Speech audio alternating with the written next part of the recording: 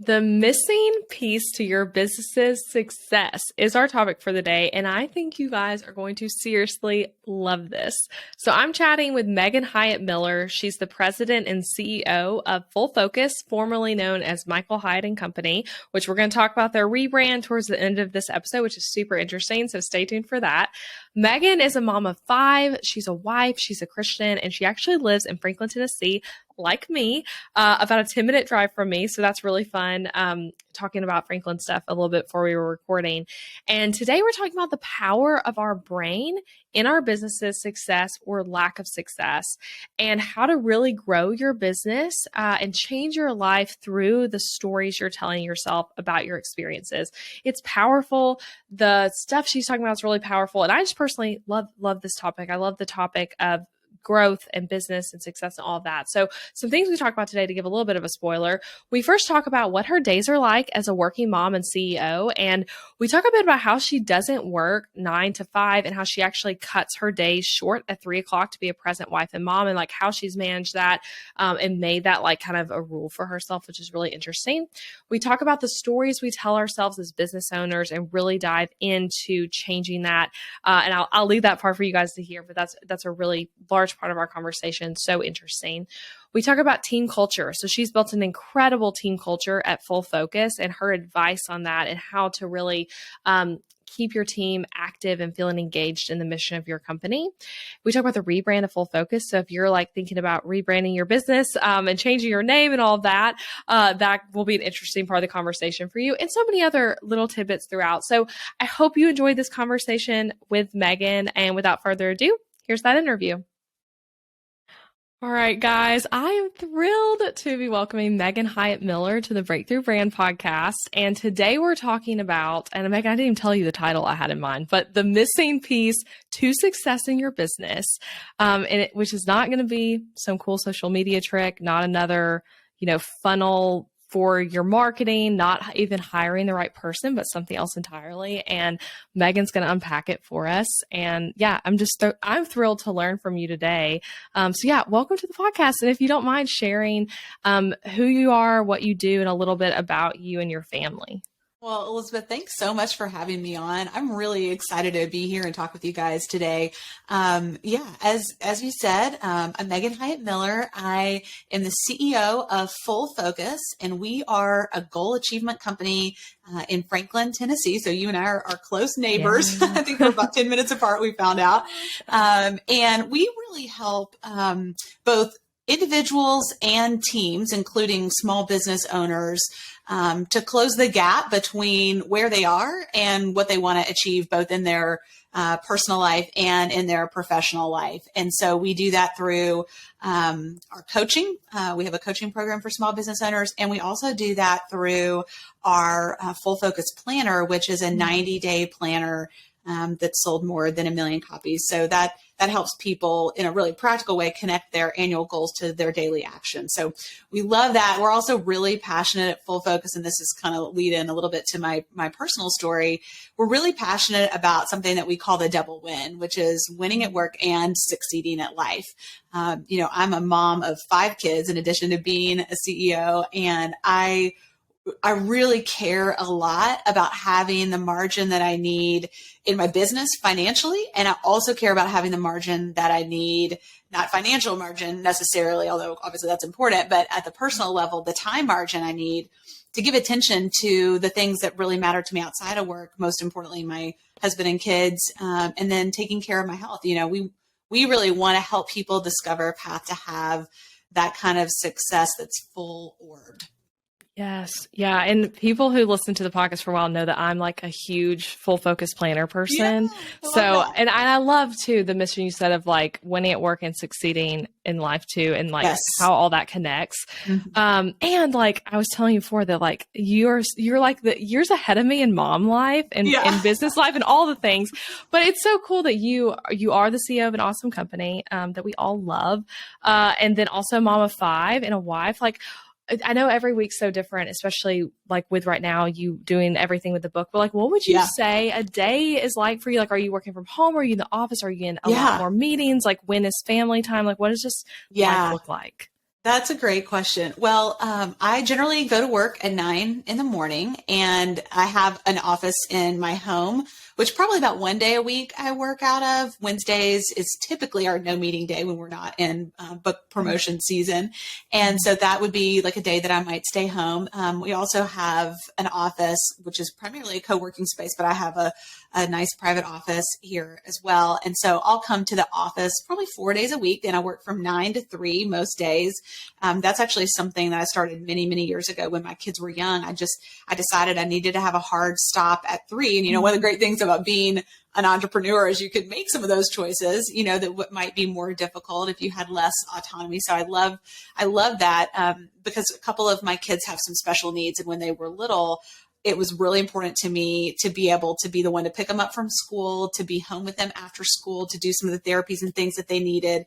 They're older now. The kids that were young then, I do have a 3-year-old as my youngest now. But I still want to be home and present about from 3 o'clock on. And so we'll do, homework at the kitchen island like everybody else is doing at that time of day if you have school age kids. And then we're having dinner as a family. It really is important to me to try to sit down at the table. Like last night, that looked like ordering pizza because I had a crazy day. Yeah. But still, I just want to sit across from the kids and hear about their day and have those memories. So that's kind of a typical day. I'm getting up in the morning, I should have said, and exercising and doing kind of a quiet time. I'm a committed Christian. And so that's an important part of my day. And then I'm getting my full focus planner out and I'm planning the day. So that's kind of a little sketch. That's cool. And I love what you're saying of being able to stop work at 3 and come home, switch gears. Do you feel like you had to fight really hard for that schedule? Do you know what I'm saying? It's because being the CEO of this company, do you feel like it's no, we need you here and it's hard to make that happen? Well, no, actually I don't. For me, first of all, I started this many years ago before I was the CEO, when I was the COO of the company, and my dad, Michael Hyatt, who's my business partner, was in the CEO role. And when he asked me to step into that COO role, he said, hey, I want you to do this. I think it'll be great. I think you're ready. And I was like, I think it would be great too, but I've got to put this constraint in place because I'm not willing to sacrifice my family's needs for the business. And he said, hey, if you can produce the results in that period of time, no problem. And so we kind of did it as an experiment, but then fast forward to 2020, we made that an option for our team as well. So our team works kind of 30 to 40 hours a week in there, and it fluctuates a little bit in, depending on what's going on. But a lot of our team is also done at 3. And, it's interesting. We have about 65% women in our company. And I think it's just because we're so family friendly that's possible.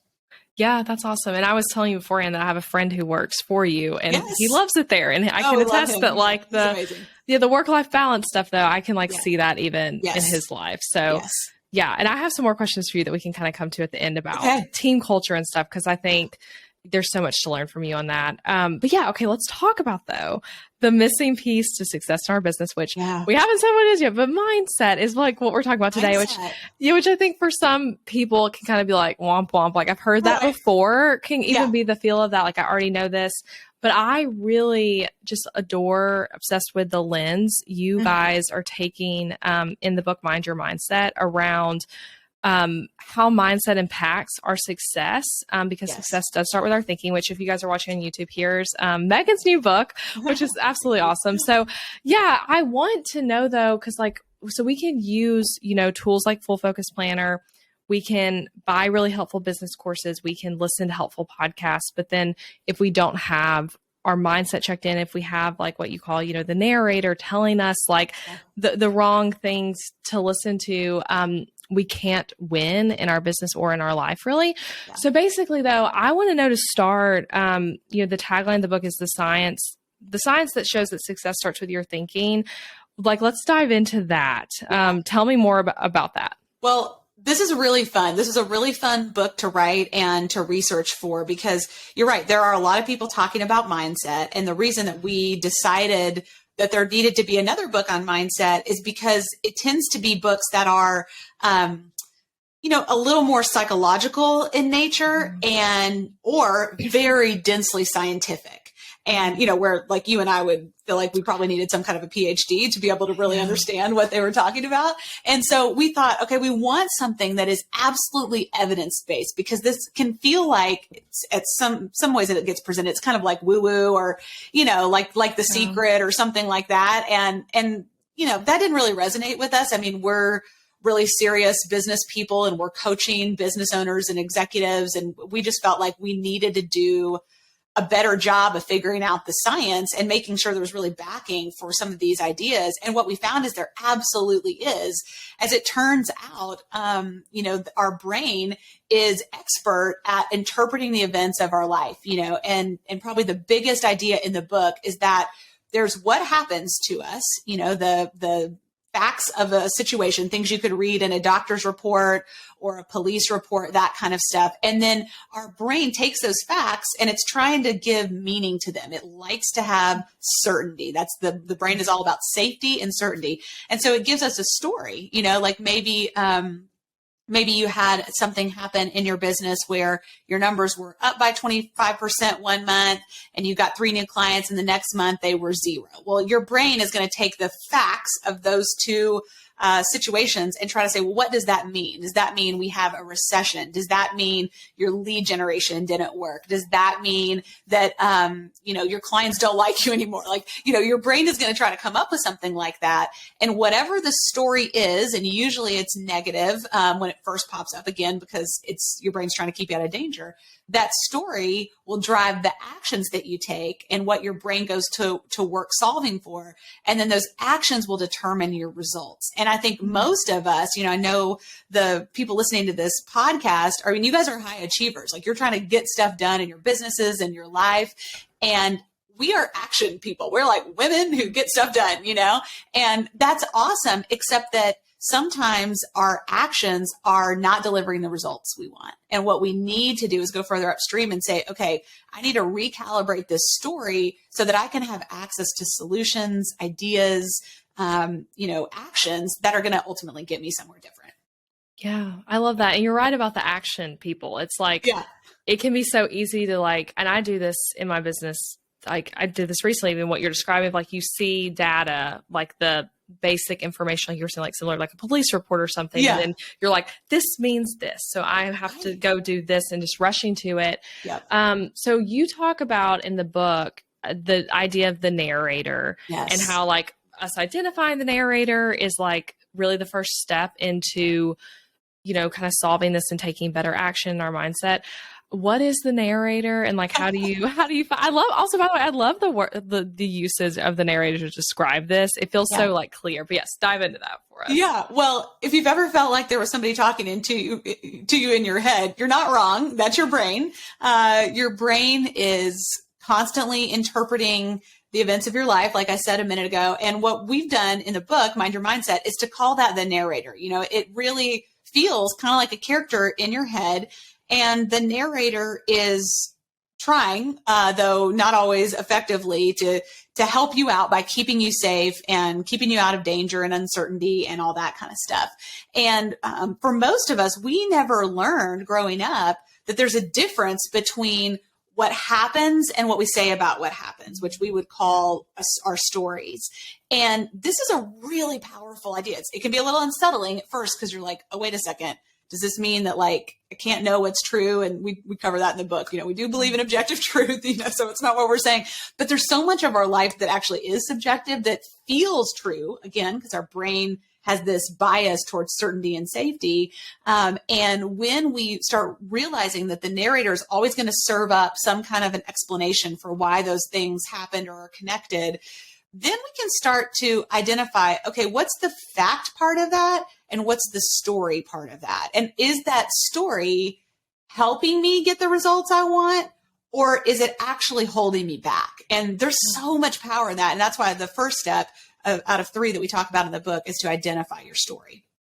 Yeah. Yeah. And I mean, even thinking about that, of how you said that there's the facts of it and then what we say about it, like people can all be in the exact same situation and have a different story, a different experience with it. And even at different points in your life, you might interpret that same experience differently.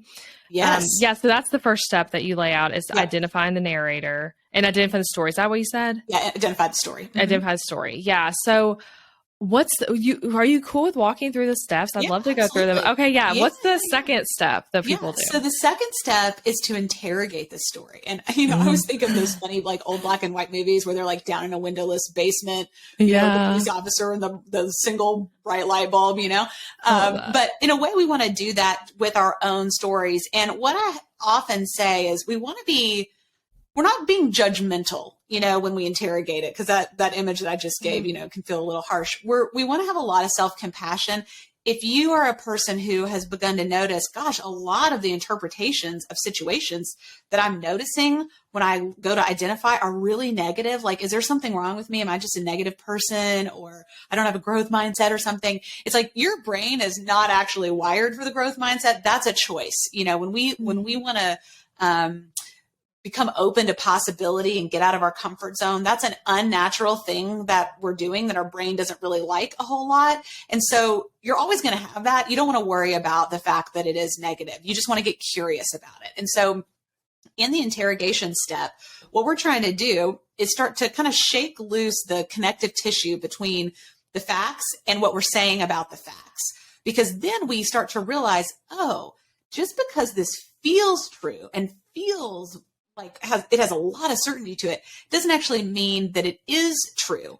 And so there might be other interpretations. What could maybe some other interpretations be? If you were to ask your best friend, tell her what you just experienced and say, like, how would you think about this? She might come up with some explanation because she doesn't have the same experiences in her past that's completely different and way more helpful. I was actually coaching a group through this yesterday, and I had them go through an exercise of saying, okay, if that's your story, if that's what you believe about this group of people, what actions would you take? And they were like, well, we probably wouldn't. They were talking about a collaborative project that they were working on. And they were saying, well, we probably wouldn't be very respectful. We probably would look actively for the flaws in the solution that they were coming up with. We probably wouldn't really try and give it a fair shot what they came and presented to us. And it's so interesting because when you get clear on what the consequences are of this story driving your actions, it really amps up your internal motivation to say, okay, now let's go on to the third step, which is to imagine a better story, because we need access to different actions that are going to lead us to different results. Yeah, that's awesome. And when you talk through, like, with those steps in the action of doing them, like the interrogating, identifying, is that something that, we sit down and journal about, or go on a walk or process with someone? Like, what would you say is the way you typically do it?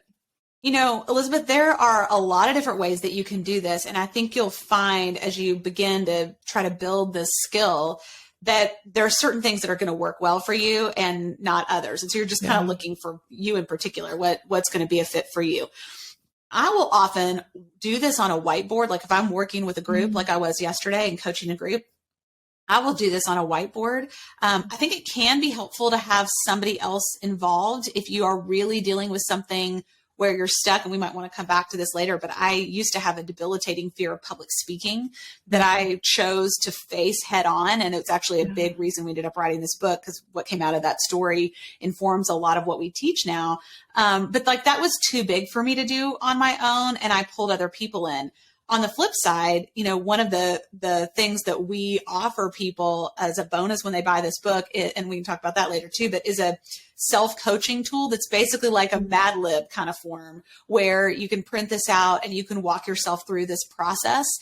So there, that's like the simplest version, and then pulling in other people would be like the most robust version. And you could certainly use a journal or something like that. But part of, I think, however you do it, you want to get it out of your head. Just going through it in your head is not as helpful as putting it outside of yourself, literally and figuratively in some way, whether you're talking it out, whether you're writing it out, or, you've got somebody else helping you, a therapist or a coach or a friend or something like that. It's really good to get it just like outside of your head.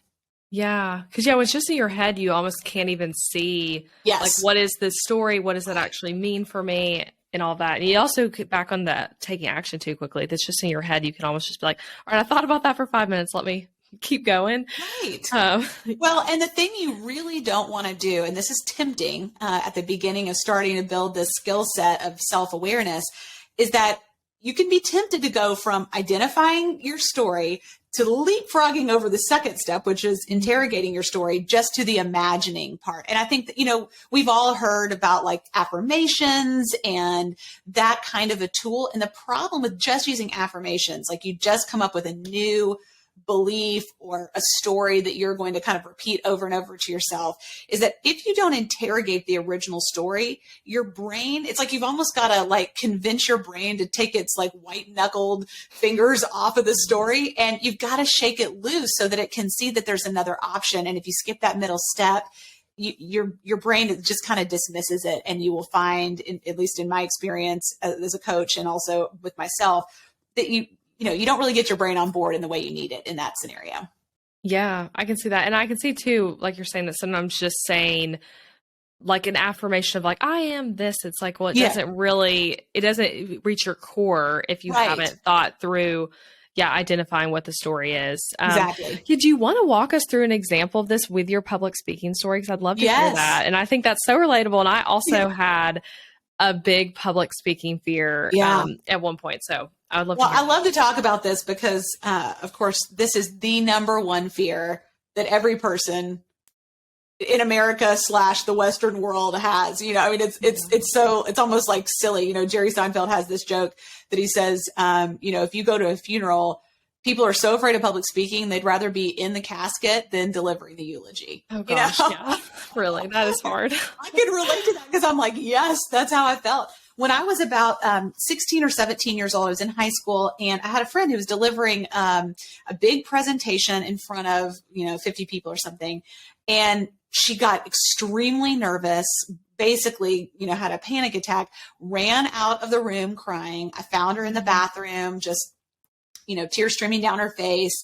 And unconsciously, I developed a story at that time, because part of what your brain is doing is it's using your past experiences to try to safely predict what's coming in the future so you can avoid danger. And my brain got this story that speaking was dangerous, that it could definitely lead to public humiliation and losing control of my body, which just sounded like the worst thing I could possibly imagine.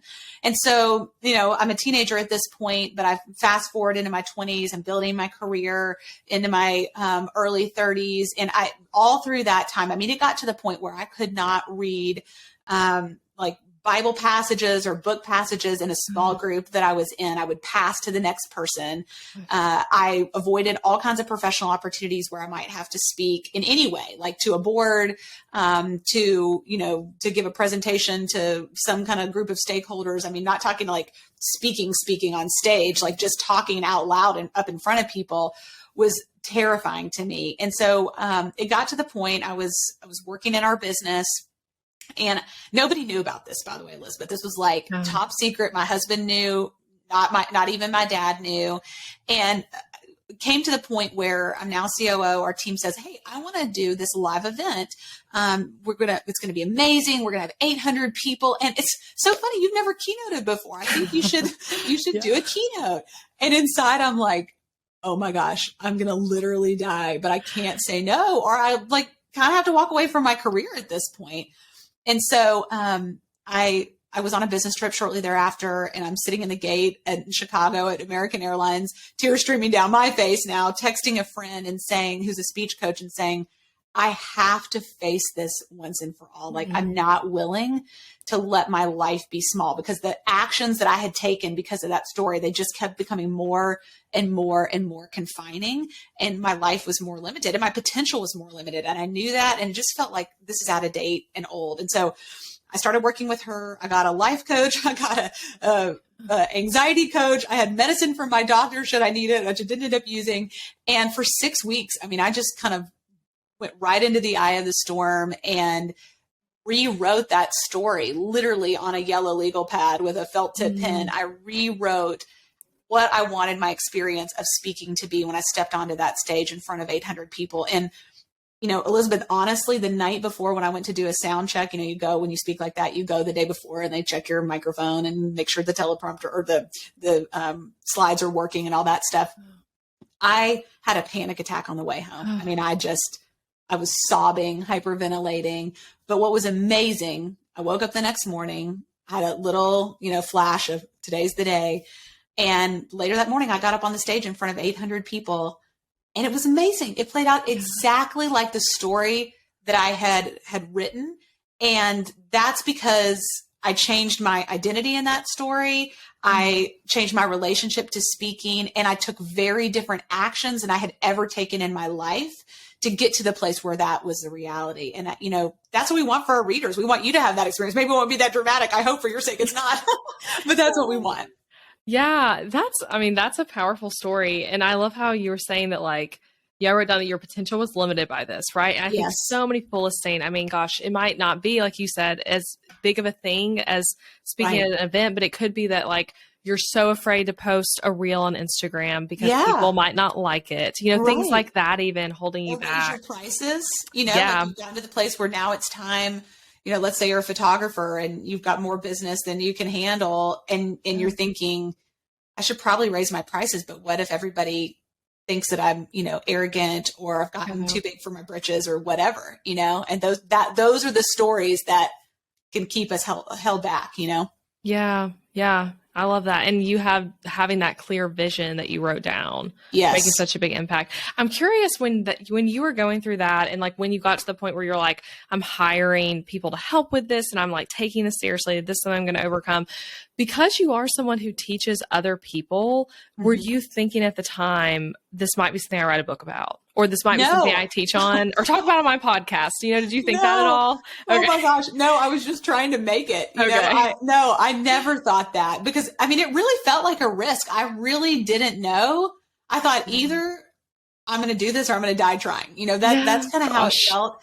I would have never imagined that it would be such a profound moment in my life that would be something that would be the basis of a book. I think that what's been beautiful, and I think this is part of what's important to remember about our stories, is that there are going to be people in your lives on the other side of you identifying your story, interrogating it, and then imagining something new and really living into that place.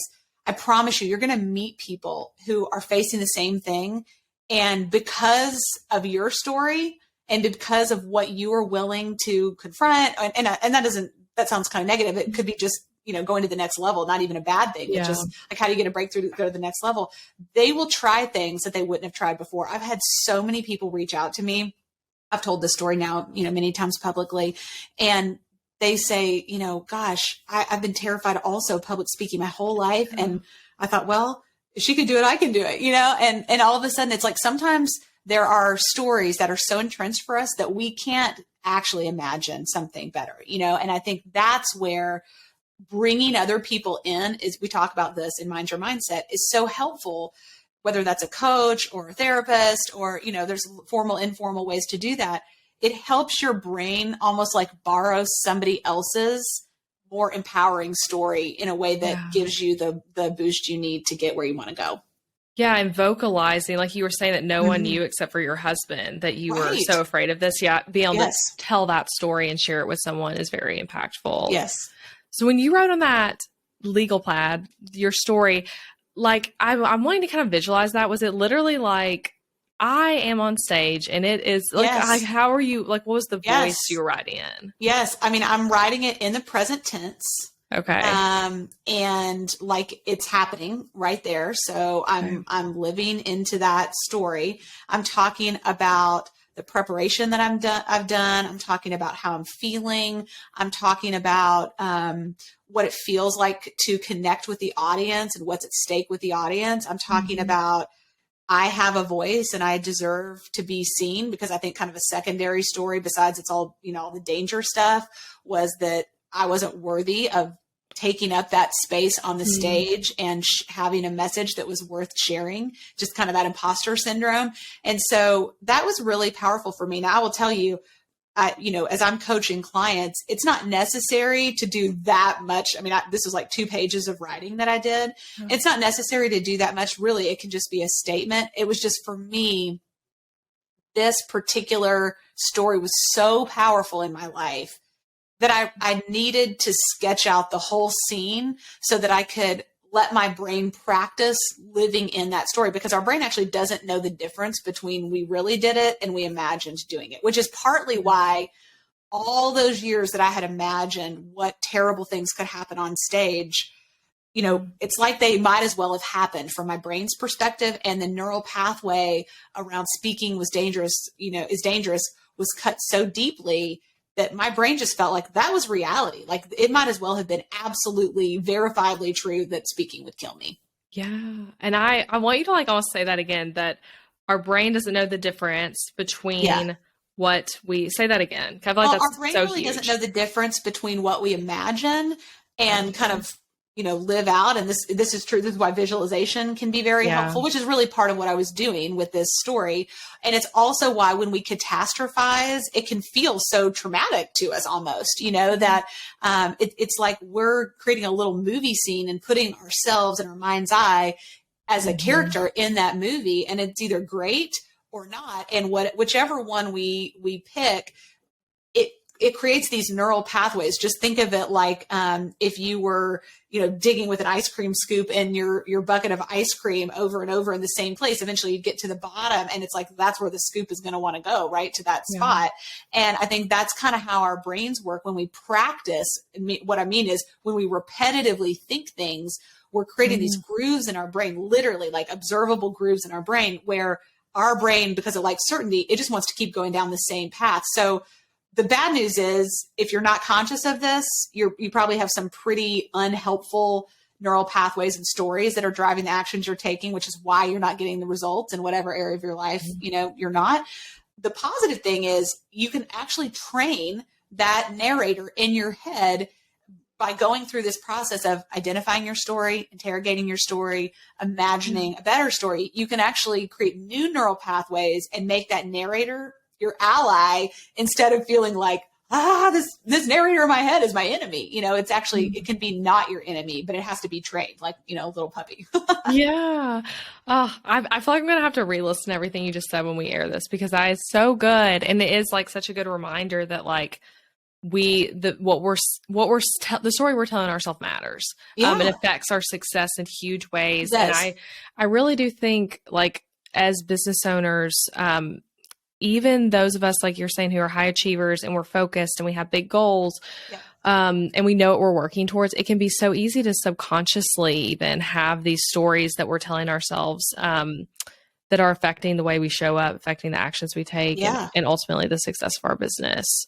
I think that's really true. And, this is kind of like a hard reality, but the quality of our lives in many ways is going to be determined by the quality of our stories. And if you think of somebody that you admire professionally and you think, gosh, that's what I want to do. I want to get to the place where I can do that. Besides just, skill stuff and experience, the real difference between you and the person that you admire and want to, kind of aspire to that level with, the difference is their thinking. They think about their business, about their personal life, about success differently than you do.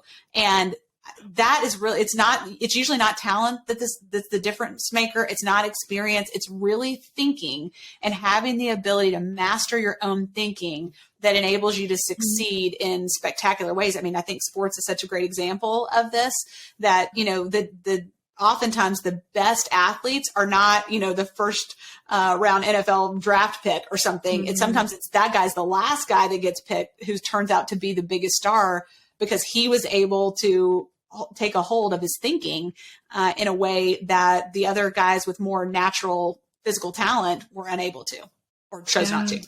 Yes. Yeah. I love it. And I want to encourage people to definitely pick up the book. Before we keep going on book stuff though, and this whole conversation about mindset, can we pivot a little bit to team stuff? Sure. So I know, I have 2 questions on the team stuff actually, and within just full focus. So first, Full Focus is like the new-ish name of your company. Was Michael Hyatt and Company.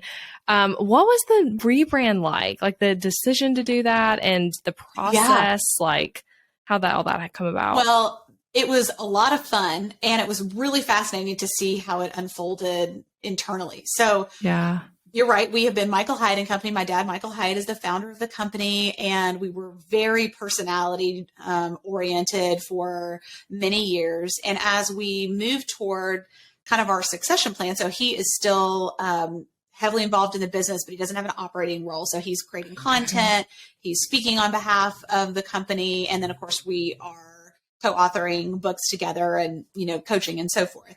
And what we realized was as a part of the succession plan for me to become the CEO, we needed to move the business for the sake of longevity toward a less personality oriented brand. We really wanted to take the intellectual capital that we had built in our intellectual property and have that be the thing that we stood for, not Michael Hyatt as a person, And so we've been moving in that direction.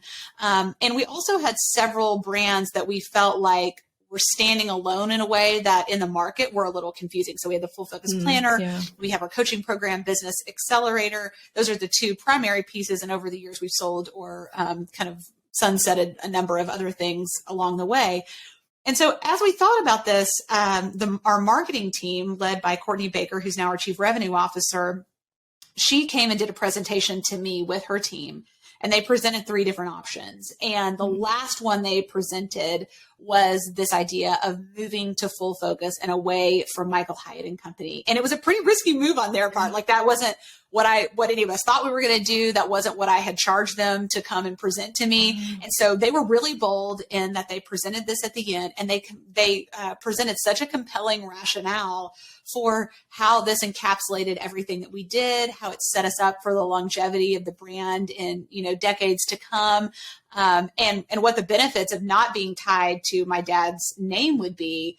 And it was just like absolutely persuasive, and they had worked with our internal designer, external consultants on that to come up with all this. And I think it was the hardest for my dad for about 24 hours. He wasn't in that meeting. And so I kind of like made a leadership mistake. You shouldn't do this with your business partner. I just sent him the video of the meeting, not really thinking about the emotional impact. Cause like I'm thinking about it just very business. It's like literally his name, taking your name off the business is what we're suggesting. So it was kind of funny because, he said I had to take a deep breath and, for about 24 hours, my feelings were hurt for a second, but then he really got to the place about 24 hours later of, this makes so much sense. And on the other side of that, I'm so proud of where we are, what this makes possible for the future. And I just think it's clearer to our audience who we are and what we provide. Because a lot of people who buy our Full Focus Planner, they come in and have never heard of Michael Hyatt. They bought it because they saw it on a Facebook ad or something. And there's it was actually becoming a hurdle to get over when we were being introduced to new customers and new audience members.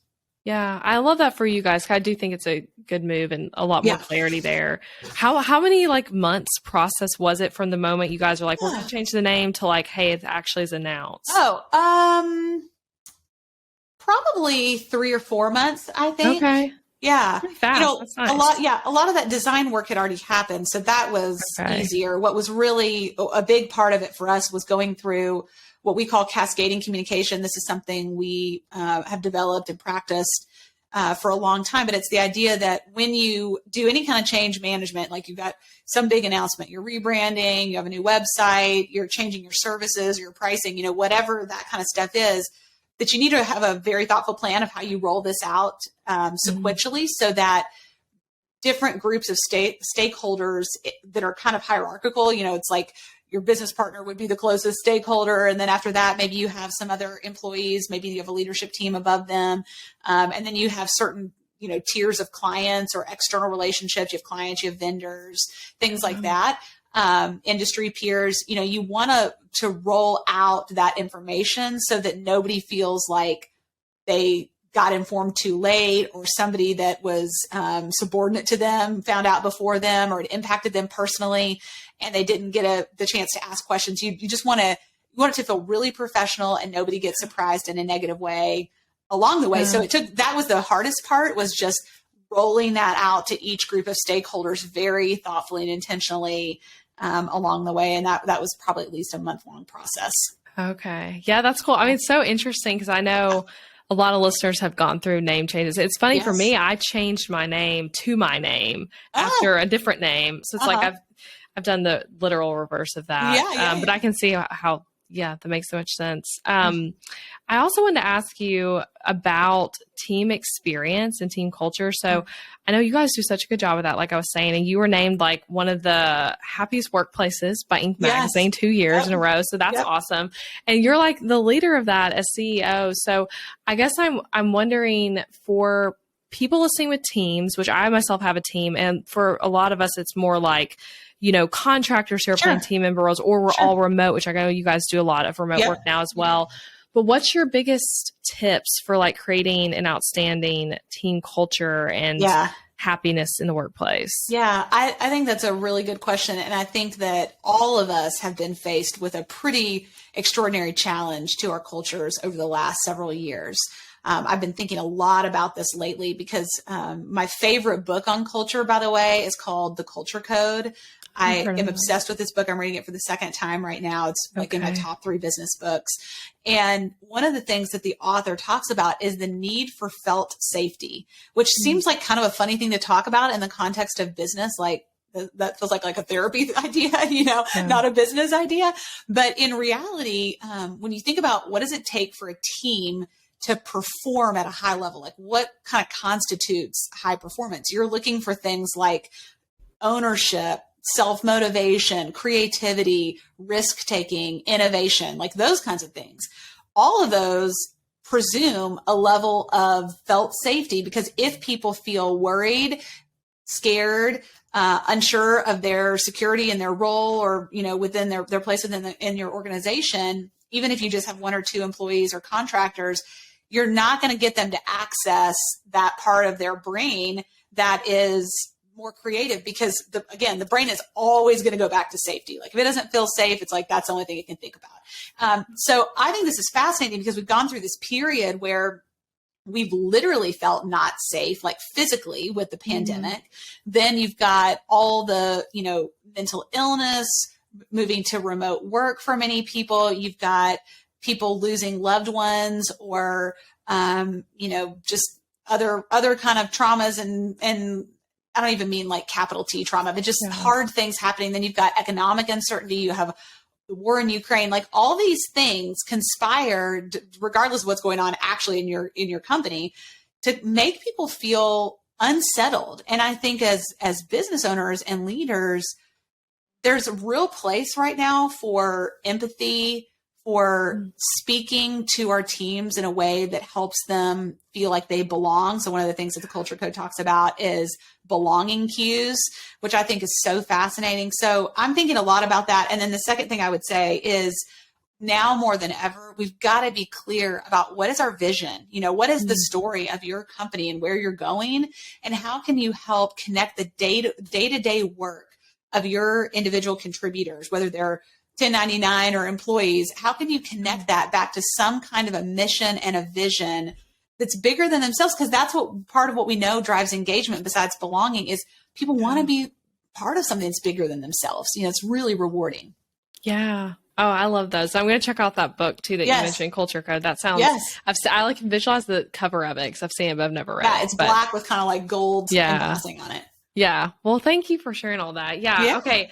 To close, I would love for you to share, basically thinking about this book, which I'm like so excited to read. I started diving into it last week, but anyway, I'm really excited about it. But with Mind Your Mindset, like what would you say the reader will get out of finishing the book? Like what is like the end goal of it? Yeah. Well, I would say what you're going to get out of this book is access to a totally novel lever of success, a brand new tool in your toolbox that for most of us is literally the most powerful tool that we have. I think of all my leadership tools as a business owner, as a coach, as a parent. I mean, honestly, I use this stuff with my kids all the time. Yeah. And what you have the ability to do for yourself and other people is unlock places of potential or historic stuckness that is really keeping you or people that you care about, whether in your family or your team, from getting what they want and what you want. And I think it's so cool to realize we don't have to work harder. We just have to work smarter. And the way we work smarter, the best way to work smarter is to tap into the brain and what the brain can help you do once you understand how it works. So I think this is powerful stuff. And it may be the thing that is going to unlock your future.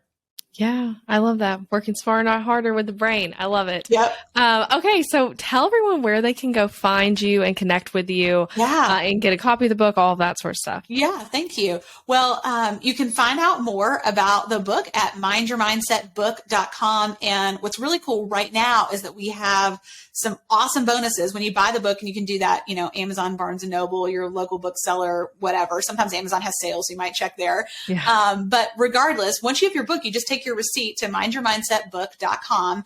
And we have 3 things there. We have a brand new course that my dad and I just recorded with some great exercises that are not in the book that we walk you through to help you implement this stuff in your own life. We have a free audiobook, so don't buy the audiobook. You can go there and download it with your receipt code. And then we also have this self-coacher tool that I mentioned earlier that's kind of like this little form that you can work through these steps in detail. And it's really like a fast and easy paint by numbers way to coach yourself through the steps we talk about in the book and just get like one breakthrough after another. So mindyourmindsetbook.com. I love that. I love all the extra tools people get. Yeah. I'm excited to check those out. And it's cool that you guys made a little course to go with it. Like, I know. That's really neat. We want to make it super easy for people to get the transformation that we're promising in this book. And I think we've done a good job of getting some great bonuses that will make that possible. So yeah. Well, awesome. Well, it was great connecting with you, Megan. Thank you for being on the podcast. Thanks for having me.